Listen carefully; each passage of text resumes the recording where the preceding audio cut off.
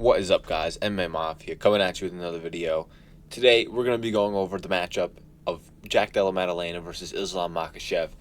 Della Maddalena beat Belal Muhammad at UFC 315, so that means that Islam is going to move up to welterweight to fight Della Maddalena. We're not going to get the Ilia Topuria fight, unfortunately. I really wanted to see that fight, but I also wanted to see Della Maddalena win, one of my favorite fighters in the UFC. But, hopefully, what I think is going to happen is going to happen. I'm going to go over the fight, Islam versus Della Maddalena. Let's just get straight into it. I think Della Maddalena is going to beat Islam Makhachev. I think he has a good chance of finishing him as well. I think the Belal matchup that we just saw was a great matchup to have first before going into a fight with someone like Islam Makhachev. We saw Della Maddalena's takedown defense. We saw him get up from the bottom. He looked great in this fight. He's been working with Craig Jones.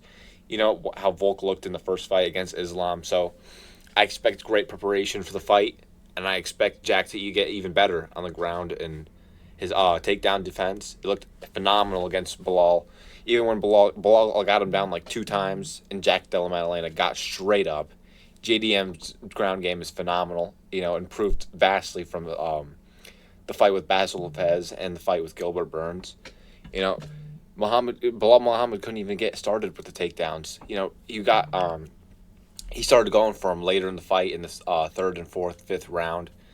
And he just couldn't get it going. Jack had a perfect game plan of staying off the fence, which a lot of fighters they try to do, but it's really hard to do against someone with a pressuring style like Belal Muhammad, and someone who's going to be coming into this fight like Islam Makhachev. It's really hard to do to stay off the fence. But Della Maddalena, he stayed off the fence. He put the pressure on Belal himself, in moments. And even when Belal Muhammad was the one moving forward, he was making sure not to get stuck on the fence as much. He was making sure to get the send him to the octagon, which is perfect. His striking looked phenomenal as well. I think the way I judged the fight, I had it 50-45, Della Maddalena. I see a lot of people coping on Instagram and shit saying, "Oh, Belal Muhammad definitely could have won that fight. 3-2 Belal Muhammad."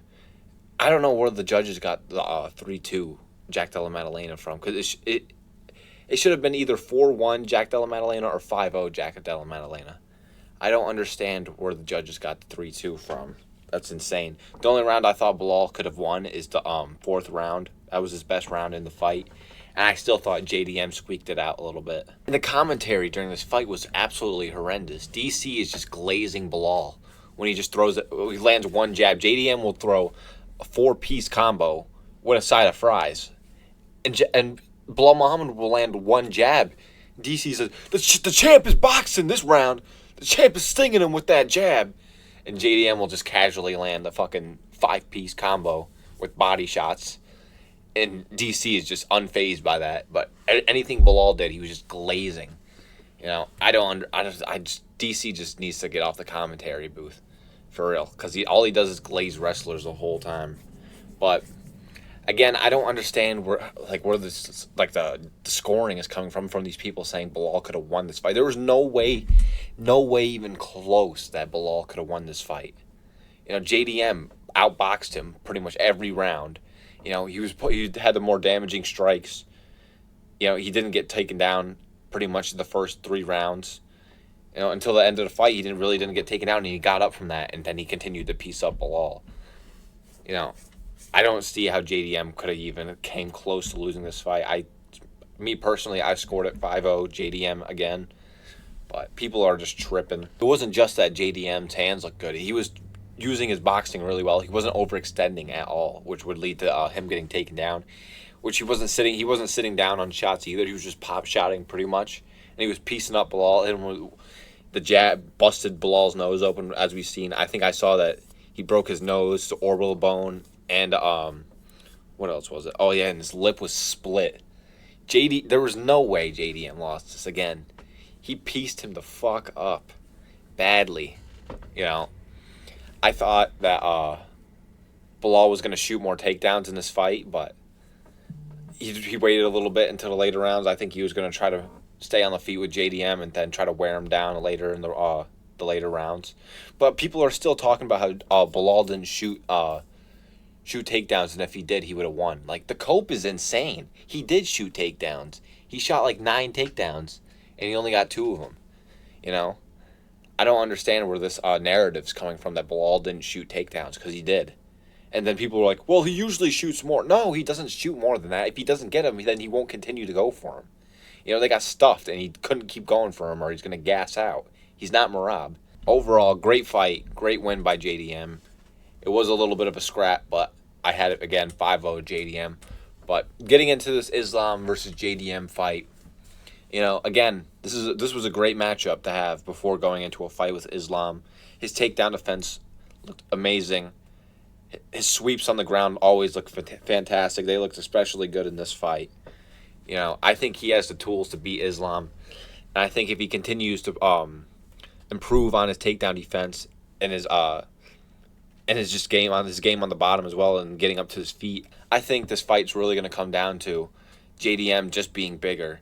You know, Islam is a big lightweight, but JDM is a natural welterweight. There's no way he would make 155. You know, he's not huge for the weight class, but he's a pretty big welterweight. And I just think that Islam moving up now, right after JDM is going to be active now, after he got done with all those injuries, he's coming off this fight, a lot of confidence. I think he can go in there, and I can see him having a similar performance or getting the knockout. I don't think that Islam would take the punches the same as Belal. You know, I don't think he has the same chin as Belal. I think if JDM tags Islam with the same punches he hit with Belal with, he's going to go down. He's going to go out. You know, it's a big step up for Islam. You know, it was a big fight. And I see a lot of people count out JDM, you know.